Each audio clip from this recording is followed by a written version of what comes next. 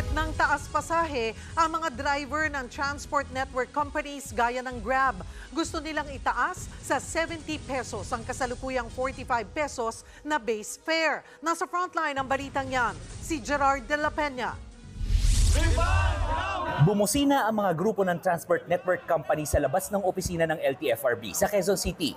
Bukod sa panawagang refund sa inabono nilang diskwento sa mga pasaherong senior, estudyante at PWD, isinabay na rin nila ang paghahain ng petisyon. Gusto nilang itaas sa 70 pesos ang base fare mula sa kasalukuyang 45 pesos. Hindi na raw talaga sumasapat ang kita dahil sa pagsirit ng presyo ng gasolina. Idagdag pa ang traffic. Sobra pong traffic ngayon, sobra po ang pagkalugi ng mga TNVS na. Kaya dapat po ang 2 pesos per minute ay gawing 3 pesos per minute upang madagdagan man lang ang kita ng mga TNVS driver.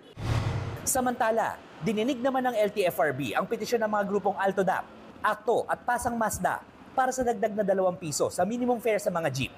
Kung maaaprubahan, ang kasalukuyang 13 pesos na provisional minimum fare mahiging 15 pesos. Dahilan pa rin yan ang walang prenong taas presyo sa petrolyo. Kahit konting-konti lang pong maibigay sa amin para kahit papaano may panapat kami doon sa nawala sa amin.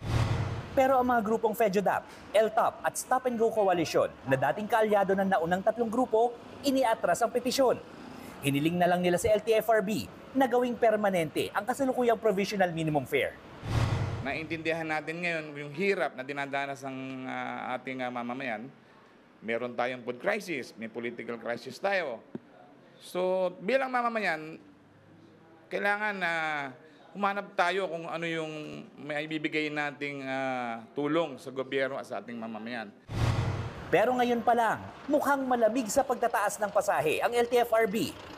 Ang pinagtataka ho namin, meron na nga silang subsidy na 10,000, bakit pa ho sila kailangan mag-file ng petition? May sagot dyan ng ilang tsuper. Ay sa subsidy, hati kasi sa operator kasi yun eh. May ilan namang tsuper na maalat sa taas pasahe.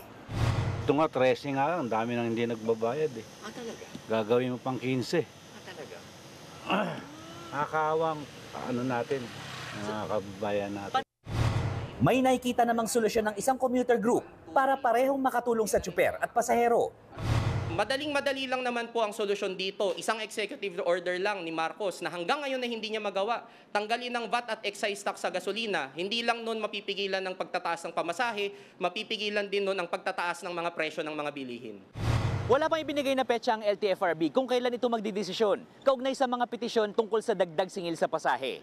Kailangan pa raw kasi ito dumaan sa NEDA para makita kung anong magiging epekto nito sa inflation o yung bilis ng pagtaas ng presyo ng bilihin at mga serbisyo.